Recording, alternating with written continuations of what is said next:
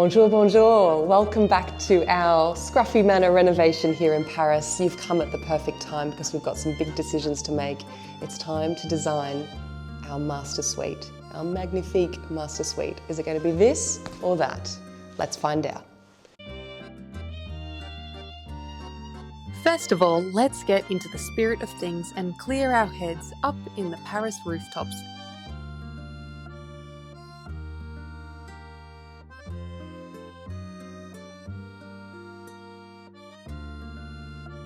Getting the design right won't be easy, so let's start with some key words for our bedroom vision.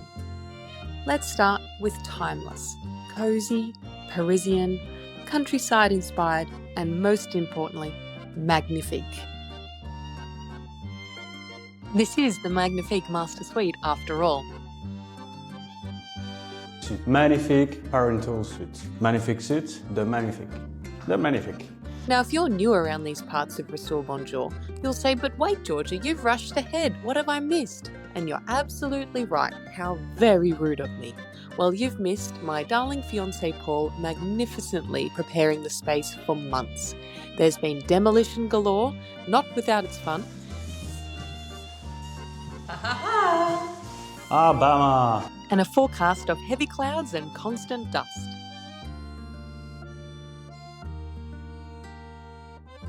We discovered some rustic Temet tiles hidden underneath concrete. How delightful.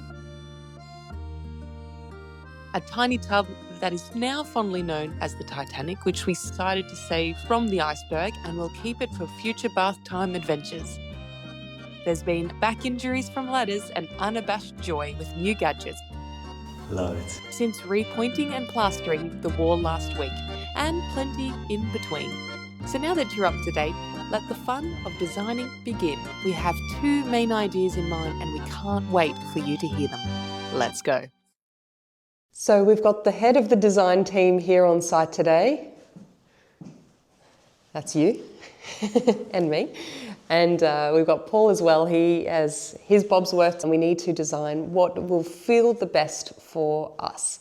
And so let's just roll back the tape a little bit to when we first saw the space, what we imagined, and what we thought originally was to change the entire orientation of the bedroom. So I might change the orientation of us now so I can give you the full scope of what we thought and then what we're actually thinking maybe now. So let's try that.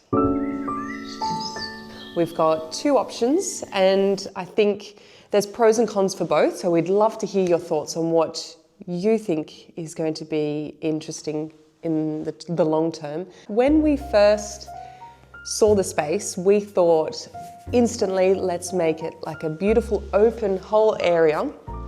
And we put a floating wall in the center like you see in some beautiful hotel rooms with the bed coming out the front. And in front where you're standing now is the wardrobe dressing area with maybe a little study nook or something like that, and then behind is a wet space. And so you could imagine behind the wall, which would probably be about here, would be a bathtub with a view looking out onto the garden, which I was like, 10 out of 10. Behind here on this window, so you would walk around and there'd be a kind of a wall here with a fake door that would lead into a little separate toilet with a wet area, his and her shower in the middle. So this kind of would be the wet area.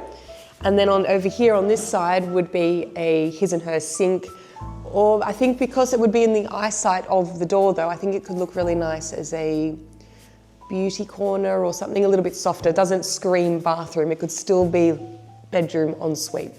So the thing with this design is you have a beautiful open area with a bathtub, but we would be sacrificing having the home office in here because I don't think you would want to have all your paperwork and a computer screen in front of your bed or even next to your head. I think that's a lot of energy. And here it's kind of like the wet area, bathroom, spa area. So it doesn't make a lot of sense. I think it would be bumped out of the room into maybe the hallway area. But that's a sacrifice we would make, but we would win a bathtub. So that's not a bad sacrifice. Option number 2 happened when we actually opened the windows from all the, think the word I'm looking for there is demolition. Once we opened up the windows and smashed the concrete, and we just saw the beautiful view that's potentially is out looking the treetops of our garden. And we thought, what a beautiful opportunity to literally spend your day waking up to such a view instead of looking at some dressing wardrobe doors. So that kind of flipped it entirely on its head. So let's pivot you this way. So instead of having the bed facing this way, with the wardrobes here, we could put the bed this way, overlooking the window, and we could move the dressing into this area, and behind that is the bathroom area. And because it could be tucked away more discreetly, we could sneak in a home office, but I need to pivot you back the other way.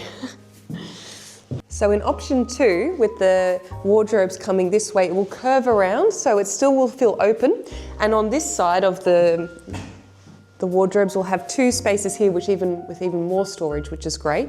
And then coming through the center of that, we could open that into then an ensuite bathroom here. It might be a little bit smaller, but I also feel like there's a separation mentally between the bathroom and the bedroom, where before there is a closer link between your head sleeping and then the bathroom, which is like noises of taps and stuff.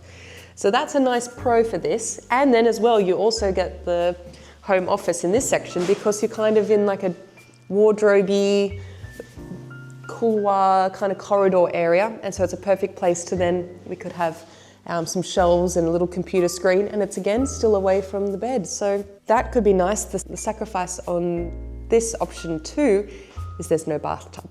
There's only a space for a shower. So maybe still a his and her shower, but still only a shower. So what's more important, the home office or the bathtub in here? Plus the view, that's another consideration to make. Let's see what Paul has to think about it. Calling design director number 2. So clearly I'm team number 2. That's 4. Number 2. Maybe the other way, because that's fuck you. Alright, you. Yeah. Number 2. Number 2. Peace. Number 2. Hang on, let's try that. Definitely I'm team 2. Why? Because we'll have a nice little office here. We have a small ensuite who's private to the bedroom, and we got a better energy for the bed. It's easy. You got the lights in your back in the morning, and you got a front view on the tree. And I just love that. Really? The hotel one doesn't entice you at all? No, and I feel it's better to have a closed shower than a big open space where when you take a shower or a bath, all the room hear it. That's true. I just see it in some really beautiful homes, these open concepts, and hang on, I'm really more on the team, a proper bathroom, close, his own space. I don't have like a good feeling of a big open thing. Don't know about you. What do you think about it?